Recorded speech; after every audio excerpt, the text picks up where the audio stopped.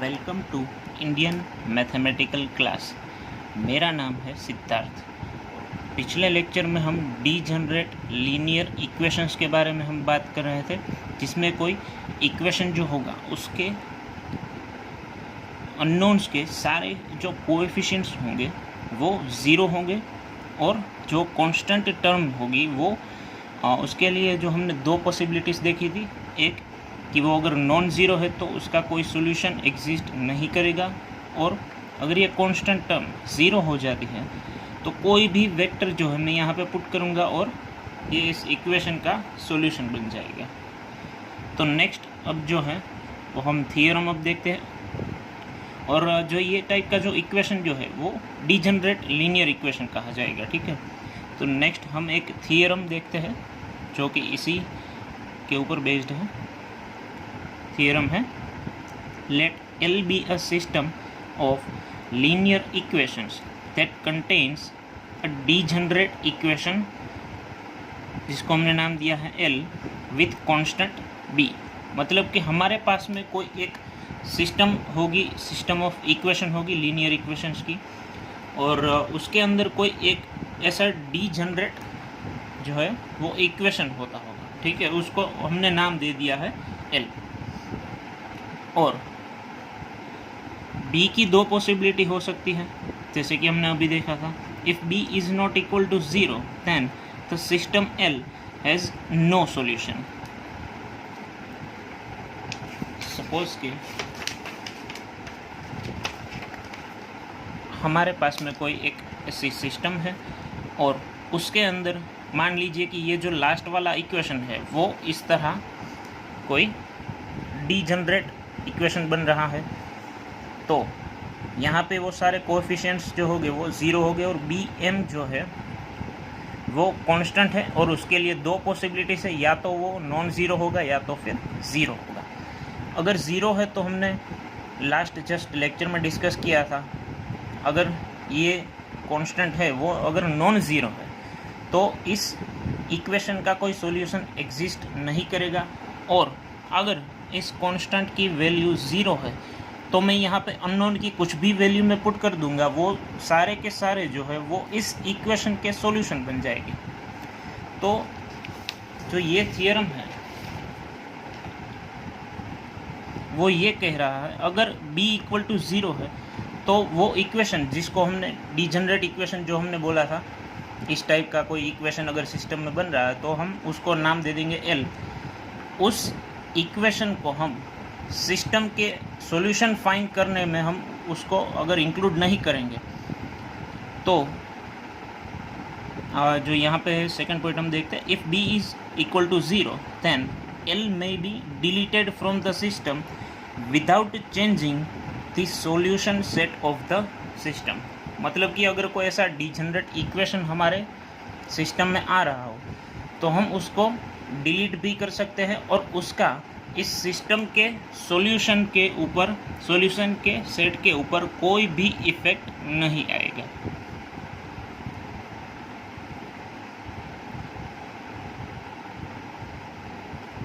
Next है leading unknown in a non degenerate linear equation. Now let L be a non-degenerate linear equation. This means one or more of the coefficients of L are not zero।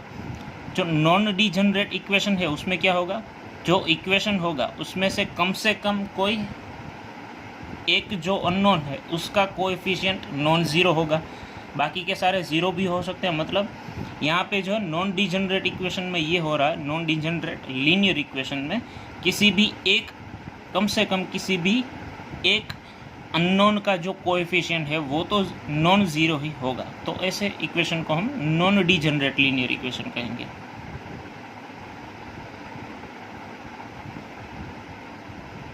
अब हम बात करते हैं कि ये leading unknown of equation जो है वो क्या होता है। तो सपोज कि हमारे पास में ये एक इक्वेशन है 0x1 plus 0x2 plus 5x3 plus 6x4 plus 0x5 plus 8x6 equal to 0। और दूसरा इक्वेशन है 0x plus 2y minus 4z plus 5।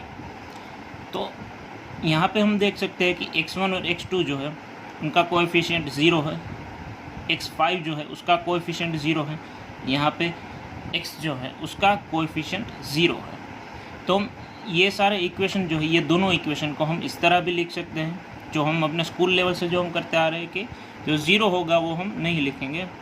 यहाँ से हम शुरू करते हैं 5x3 plus 6x4 plus 8x6 is equal to 7।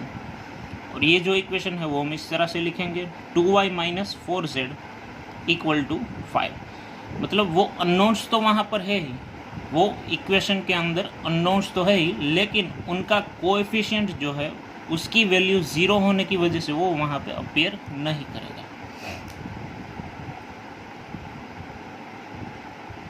तो यहाँ पे जो है लीडिंग अननोन क्या हो गया, यहाँ पे लीडिंग अननोन जो है वो x3 हो गया इस इक्वेशन में, और जो सेकंड इक्वेशन है उसमें लीडिंग अननोन जो है वो अब हो गया 2y, सॉरी लीडिंग अननोन जो है वो हो गया हमारा y।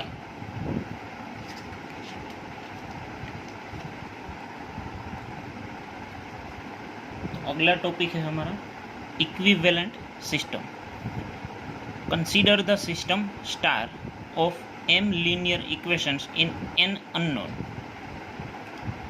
Let L be the linear equations obtained by multiplying the m equations by constants c1, c2 up to cm respectively and then adding the equations. तो ये जो है वो क्या कह रहा है हम समझते हैं। ये हमारे पास में सपोज कि ये एक सिस्टम है, सिस्टम ऑफ लीनियर इक्वेशन। अब मैं इस फर्स्ट इक्वेशन को मैं c1 से मल्टीप्लाई करता हूँ, सेकंड को मैं c2 से मल्टीप्लाई करता हूँ, और जो लास्ट इक्वेशन है उसको मैं cm से, ऐसे करते करते मैं सारे इक्वेशंस को एक कांस्टेंट से मैं मल्टीप्लाई करता हूँ। अब इनको मल्टीप्लाई करने के बाद मैं इनको ऐड करता जाऊँगा, ठीक है। पहले मैंने ये सिस्टम के सारे जो इक्वेशंस हैं मैंने उसको कांस्टेंट से मल्टीप्लाई किया, उसके बाद ये जो सिस्टम है मैं उसको ऐड करूँगा एक एक इक्वेशन को, जो हर एक इक्वेशन में मैं जो यहाँ पे जो है ऐड करूँगा, तो मुझे एक नया इक्वेशन मिलेगा जिसका मैंने नाम दिया है L, ठीक है। तो ये जो है हम देखते हैं यहाँ पे, ये जो सारे इक्वेशंस हमने अभी देखे थे जिसको हमने कांस्टेंट से मल्टीप्लाई किया था, अब उनको ऐड करने के बाद जो है वो कुछ इस तरह से दिखेगा c1 a11 plus up to plus cm am1 into x1 plus up to plus c1 a1n plus up to plus cm amn into xn equal to c1 b1 plus up to plus cn cm bm, ठीक है। तो इस तरह का जो ये equation जो बनता है वो कहलाया जाएगा लीनियर कॉम्बिनेशन, ठीक है। तो लीनियर कॉम्बिनेशन जो है वो इक्वेशन वो कैसे बनता है, हमारे पास में जो एक सिस्टम होगी उस सिस्टम के हर एक इक्वेशन को हम किसी कांस्टेंट से मल्टीप्लाई करेंगे, फिर उन सारे इक्वेशंस को हम ऐड कर लेंगे, तो फिर उससे जो बनता है जो इक्वेशन उसको हम कहेंगे, जैसे हमने यहाँ पे इक्वेशन का नाम दिया है L, तो वो जो इक्वेशन बनेगा उसको हम कहेंगे linear combination of the equations in the system. तो एक एग्जांपल हम देखते हैं। यहाँ पे हमने एक सिस्टम को कंसीडर किया हुआ है। फर्स्ट जो इक्वेशन है उसको हम नाम देंगे L1, सेकंड को L2, और जो थर्ड है उसको हमने नाम दिया है L3।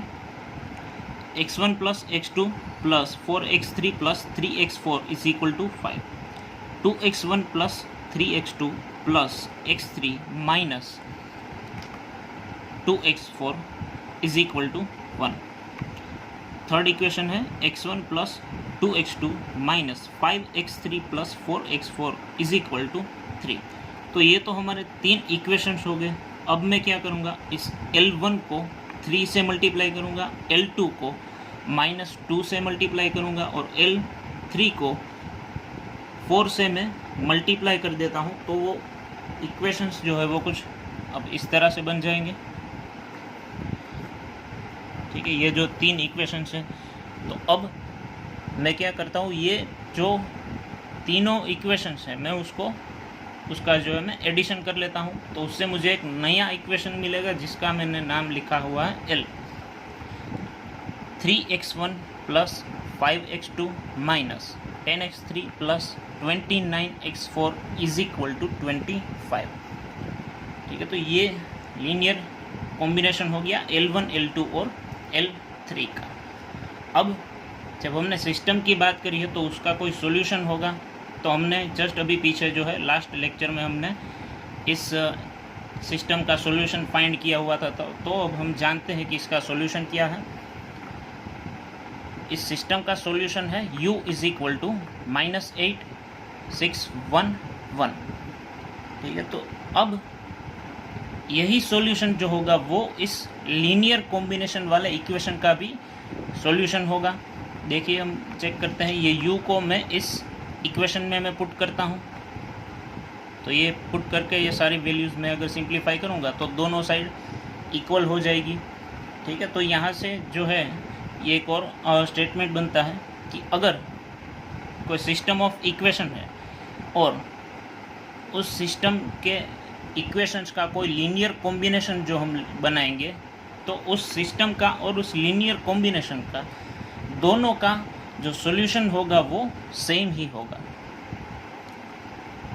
नेक्स्ट थियरम है, 2 systems of linear equations have the same solution if and only if each equation in each system is a linear combination of the equations in the other system। तो जो theorem में जो statement अभी हमने पढ़ा, अभी उसको हम समझने की कोशिश करते हैं। 2 सिस्टम है हमारे पास में, एक तो ये सिस्टम है जो भी हमने शुरुआत में जिसको हमने स्टार से डिनोट किया था वो, और एक ये। तो जो स्टेटमेंट जो है वो ये कह रहा है कि अगर मैं इस इक्वेशन का, मैं इस सिस्टम का कोई भी एक इक्वेशन लेता हूँ और इसको सपोज़ कि मैंने ये इक्वेशन ले लिया और ये जो इक्वेशन है उसको मैं हमारी इस सिस्टम के लीनियर कॉम्बिनेशन में लिख सकता हूँ, या तो फिर इस सिस्टम का कोई भी एक इक्वेशन ले लीजिए। सपोज़ कि ये इक्वेशन सेकंड इक्वेशन है, ये हमने लिया, और ये जो सेकंड इक्वेशन है इस सिस्टम का, उसको हम इस सिस्टम के लीनियर कॉम्बिनेशन में लिख सकते हैं। और ऐसा जो है ये सिर्फ एक इक्वेशन के लिए नहीं, ये सारे इक्वेशन के लिए, दोनों ही सिस्टम के सारे इक्वेशंस के लिए अगर ये पॉसिबल हो सकता है तो ये दोनों ही सिस्टम जो है उनके सॉल्यूशन जो होंगे वो सेम होंगे। ठीक है, तो यहाँ पे हम क्या कर सकते हैं, इन दोनों सिस्टम के कोई भी एक इक्वेशन को ले लो और उस इक्वेशन को जो है वो दूसरी सिस्टम के सारे इक्वेशंस के लीनियर कॉम्बिनेशन में लिखा जा सकता है। ठीक है, तो ये दोनों सिस्टम का सॉल्यूशन जो होगा वो सेम होगा। जो नेक्स्ट स्टेटमेंट है वो ये है कि अगर कोई 2 सिस्टम का सॉल्यूशन सेम है, या फिर हमने जो है ये पढ़ते हैं, 2 system of linear equations are said to be equivalent if they have the same solution. तो अभी जस्ट जो हमने ये जो 2 सिस्टम देखी थी उन दोनों का सॉल्यूशन जो था वो सेम था, तो वो दोनों ही जो ये सिस्टम जो है वो इक्विवेलेंट कही जाएगी। नेक्स्ट जो थियरम है वो ये है, suppose a system M of linear equation is obtained from system L of linear equations by finite sequence of elementary operations, then M and L have the same solution। तो इसको हम समझने की कोशिश करते हैं। सोच लीजिए कि ये हमारे पास में ये एक सिस्टम है, ये जिसका नाम हम दे देते हैं ये स्क्रिप्ट एम जो है, ये एम जो है ये हमारी ये सिस्टम है। और ये सिस्टम हमने कैसे बनाई है, तो ये हमारी जो स्टार से हमने डिनोट की थी, इस सिस्टम पे हमने कुछ एलिमेंट्री ऑपरेशंस लगाए और इस सिस्टम पे एलिमेंट्री ऑपरेशंस लगाने के बाद हमें ये सिस्टम मिलता है, ये सिस्टम ऑफ इक्वेशन हमें मिलता है। तो ये स्टेटमेंट है वो हम पढ़ते हैं। Then M and L have the same solution, मतलब कि ये दोनों ही जो सिस्टम अभी हमने देखी उन दोनों का सॉल्यूशन सेम होगा। Thank you.